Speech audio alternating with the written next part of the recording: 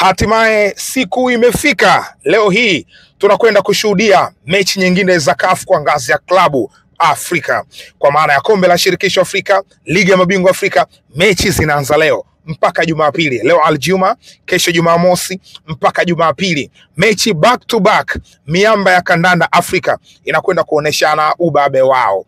Sasa leo hii siku ya Ijumaa, miongoni mwa mechi zenye mvuto kabisa, mvuto wa juu kabisa, huwezi kuacha kuitaja mechi ya JS Kabylie JSCA dhidi ya Young Africans. Kwa nini? Kwa sababu mojawapo, hizi ndio timu ambazo ni matimu makubwa kutoka katika mataifa yao. Nikisema hivyo na maanisha Young Africans ni timu iliyofanikiwa zaidi kwenye mataji ya ndani, hususan ligi kuu ya Tanzania bara kutoka katika nchi yake. Lakini kwa upande wa JS Kabylie ndio timu ambayo imefanikiwa zaidi katika ligi kuu ya kwao, kwa maana ya ligi kuu ya Algeria. Kwa hiyo aliyechukua mataji mengi Tanzania bara, aliyechukua mataji mengi Algeria, wanakwenda kukutana. Hawa ni finest wetu katika mataifa yetu haya mawili, kwa maana ya Algeria na Tanzania, ndio wanakwenda kukutana. Sasa kuna vitu vitatu ambavyo tunakwenda kuangalia katika mchezo huu. Jambo la kwanza, na hii ni exclusive story, ni juu ya mtangazaji wa huu mchezo. Mimi Kilo Finest Gharib Mzinga ndo nakwenda kungurumisha dakika zote 90 insha Allah za mchezo huu kwa lugha adhimu kabisa ya Kiswahili.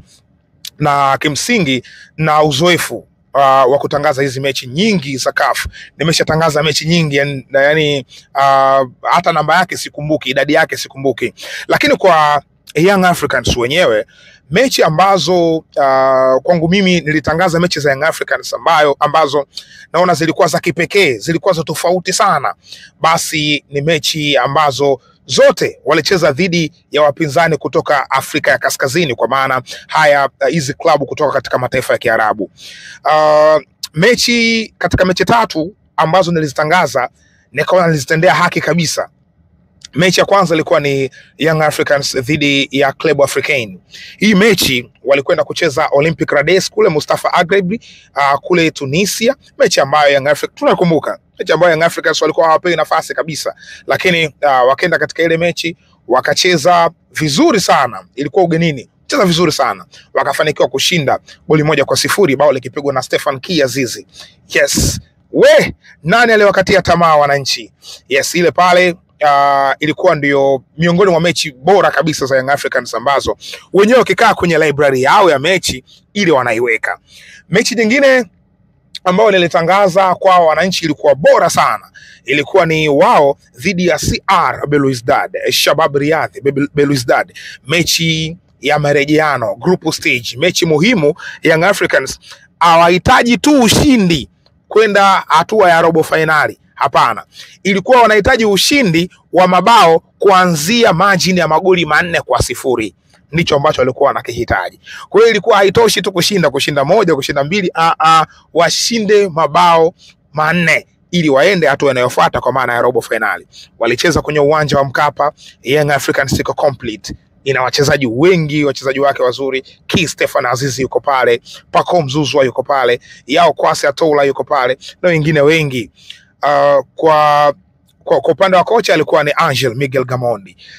Young Africans wanahitaji magoli 4. Nilifanya kwamba ni operation maalum, ni operation Dar es Salaam. Nilitengenezea ile mechi, nilitengenezea kauli mbiu yangu kama mtangazaji kwamba hii ni operation maalum. Sasa operation ilianza walifunga goli la kwanza, wakafunga goli la pili, wakafunga goli la tatu, ikawa wanahitaji goli 1 tu. Joseph Gede anakwenda kumalizia na piga goli la mwisho la 4. Anafunga goli la 4, anaenda kushangilia kule. Nikasema Gede! Alafu amenyosha mikono hivi, nikasema mission accomplished. Maana yake ile operation ambayo walikuwa wameanza tangu dakika ya kwanza, wanahitaji magoli 4, mission accomplished, imefanikiwa. Yani tayari tumepiga tiki, wamefanikiwa, kwa sababu goli imefungwa dakika za jioni sana, imefanikiwa tayari. Kwa hiyo ilikuwa good memory kwa Young Africans dhidi ya CR Belouizdad. Mechi nyingine ya tatu ilikuwa Young Africans dhidi ya USM Alger, mechi ya pili ya fainali ya shirikisho Afrika ambayo ilichezwa Jules 5 kule kule Algeria. Walishinda goli 1-0, lakini ile atmosphere ilikuwa ni ya kipekee sana. So ule ushindi wao, licha kwamba hawakuchukua kombe kwa sababu waliondoka kichwa chini na huzuni, lakini wameondoka kishujaa. Yani wenyewe wanasema yes, hii season walifanya vizuri sana. Walishinda goli 1-0, on aggregate ilikuwa 2-2, lakini wale walipata magoli 2 ugenini. Kwa hiyo ilitosha kwa wale kwenda hatua inayofuata, kwa maana kuchukua ubingwa kwa maana ya USM Alger. Haya, hizo ni mechi 3 ambazo nimekutajia kwa upande wangu, ambazo naona zilikuwa bora sana. Wenyewe hata Young Africans miongoni mwa mechi zao bora ni pamoja na hizo, wanaziweka kwenye orodha yao. Achana na zile za Mamelodi Sundowns, of course nilitangaza, lakini hizi zilikuwa za kipekee. Tukiachana na hapo, leo anakwenda kucheza mechi nyingine dhidi ya Jeska. Hii mechi na uhakika ni mechi ambayo itawaachia memory, itawaachia kumbukumbu ya Young Africans. Inawezekana hata kama hawatoshinda, lakini mechi ambayo anakwenda kucheza kwenye mazingira magumu sana. Wala JS Kabylie mashabiki vichaa. Jana nilishafanya session yao, tulishaangalia kwa undani zaidi. Kwa hiyo ni mechi ambayo tutaona atmosphere tofauti kabisa na zile ambazo tumezoea kuziona. Kwa hiyo tujiandae kisaikolojia kuona hayo mambo yakitokea. Binafsi maandalizi yangu nimefanya vizuri so far, yapo kwenye zaidi ya 70%. Yes, yamekwenda vizuri. Tunakwenda kuangalia mechi ambayo sina wasiwasi itakuwa yenye mvuto. Sasa baadhi ya vitu ambavyo Young Africans watakiwa kuvizingatia.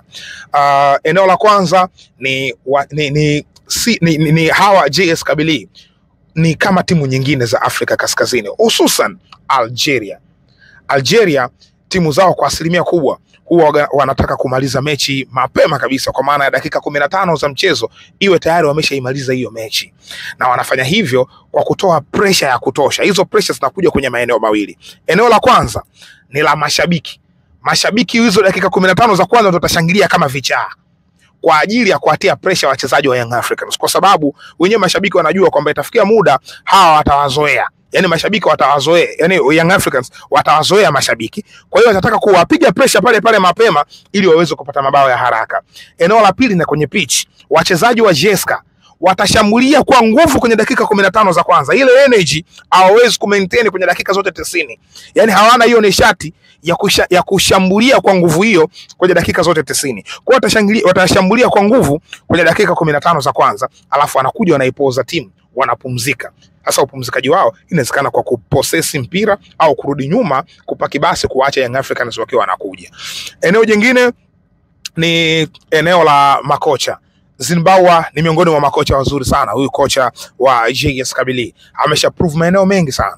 Kwa hiyo Pedro Gonçalves na Joseph Zinbawa wanakutana ma tactician. Mimi mara nyingi waga nasema, nawekaga wazi tu kwamba tangu siku ya kwanza naamini sana kwa kocha Pedro Gonçalves. Yani miongoni mwa makocha ambao binafsi nawaamini sana. Najua ubora wao ambao wako nao. Nimeshazungumza kwenye session nyingi za huko nyuma zilizopita.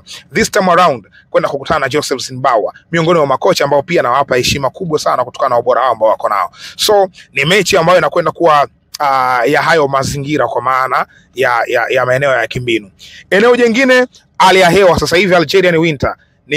Sasa hivi ni wakati wa baridi kali. Kwa hiyo wakati huu hata ukiangalia Young Africans katika uwanja wa mazoezi walikuwa wanafanya mazoezi, wamevaa gloves, wengine wamevaa nguo ndani kwa ajili ya baridi, kukimbizana na baridi. Unajua kuna muda mimi wakati niko Algeria, kuna muda nilikuwa napita kwenye baadhi ya maeneo na nikawa naona mechi ya ligi kuu inaendelea ya Algeria. Yani mimi niko ndani ya sweta na naona baridi kabisa, yani naifeel ile baridi, lakini unakuta kuna watu wako uwanjani wanacheza. Nakumbuka ilikuwa mechi kati ya Paradou na Entente Setif wanacheza bwana, mimi naona baridi, wao wanacheza uwanjani, nikasema la, ingekuwa mimi nisingeweza kucheza, lakini ndio wameshazoea, ndio utaratibu wao kucheza. Kwa hiyo Young Africans ina wachezaji wengi ambao wana experience kubwa, wameshacheza kila aina ya maeneo. Of course wanacheza katika mazingira ya joto huku, lakini wakiwa kule wanajua kabisa kwamba haya mataifa ya kaskazini kuna baridi kali. Kwa hiyo kisaikolojia wanakuwa wanajiandaa, ni rahisi kwa wao kumaintain hayo mazingira. Hata hiyo atmosphere ya mashabiki pia tumeshaiongelea mara kadhaa. So hayo ni baadhi ya maeneo ambayo ni hatari na ya kuangalia, kwa maana ya eneo la baridi, eneo la kocha, lakini pia hilo eneo la mashabiki ambao ndio hivyo, nimetumia neno la mashabiki vichaa kutokana na aina yao ya ushangiliaji. Mechi inakwenda kuchezwa saa 11 kamili kwa saa za Algeria. Kwa saa za hapa nyumbani ni saa 1. Utofauti wa Tanzania na Algeria ni masaa mawili. Kwa hiyo kule 11 huku ni saa 1 usiku, lakini kule saa 11 bado jua lipo. Inategemea, lakini sasa kwa kipindi hiki cha baridi inawezekana jua tusilione kwa sababu pia mawingu yanakuwa mengi. Kwa hiyo inawezekana ukaona atmosphere tofauti, lakini ndio saa 11 mechi inachezwa na saa 1 inaisha kwa saa za kule. So iko ndio kikubwa ambacho nilisema hapana, inabidi tushare hiki kuelekea katika huu mchezo. Uangalie mchezo, lakini ikiwa kuna vitu kichwani mwako umeviweka. Lakini makubwa zaidi tutayapata pale mechi ikiwa inaendelea. Tutapata details nyingi. Nyinyi ambao umepata nafasi ya kusikiliza hapa ambao nimeongea na mengine tutakwenda kuyaongea pale exclusively, yatakuwa pale muda ambao mechi inaendelea. Kuna vitu vingi sana. Kuna mchezaji hapo anaitwa Ayman Mahious, aliwahi kucheza na Young Africans wakati yuko USM Alger, aliwafunga Young Africans ile mechi ambayo ilichezwa uwanja wa Taifa. Alifunga goli la kichwa. Ayman Mahious alitoka CR Belouizdad, msimu huu ndo ameenda kujiunga na Jeska, yupo kwenye kikosi cha JS Kabylie. Kwa hiyo anakwenda kukutana tena na kina Dickson Job. Bwana, what a feeling. So huyo ni mmoja wapo, lakini wako wengi, wakina Arthur Bada. Yes, nadhani tunamfahamu vizuri, yupo na kikosi kile pia. Anyways, hayo ni machache ambayo nimeshare, lakini mengi zaidi tukutane saa 1 kamili katika platform ya Azam Sports HD. Hii ni Mzinga Sports, mimi ni Khari Mzinga. Usisahau kusubscribe.